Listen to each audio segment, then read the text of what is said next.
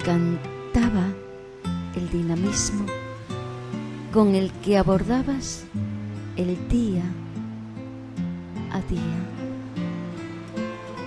la vitalidad y el optimismo con que hacías frente a la vida. Me encantaba tu risa contagiosa,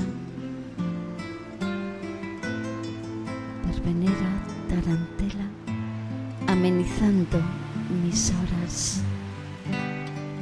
Las fulgentes chiribitas que en tus pupilas rielaban cuando de amor hambriento el cortejo comenzabas.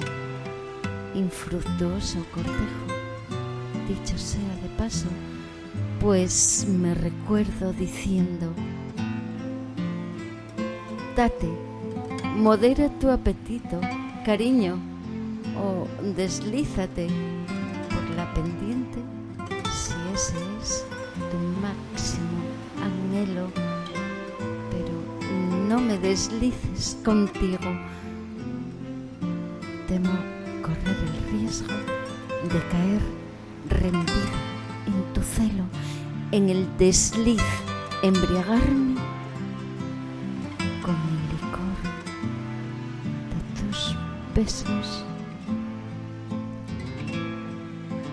Sí, querido, me encantabas porque estabas presente de continuo,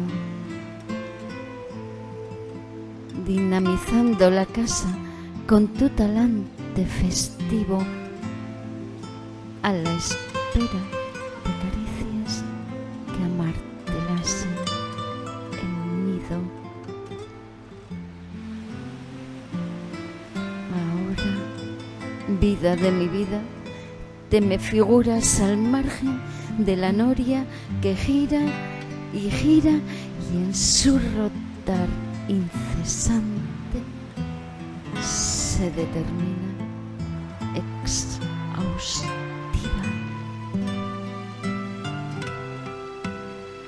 Te me figuras ausente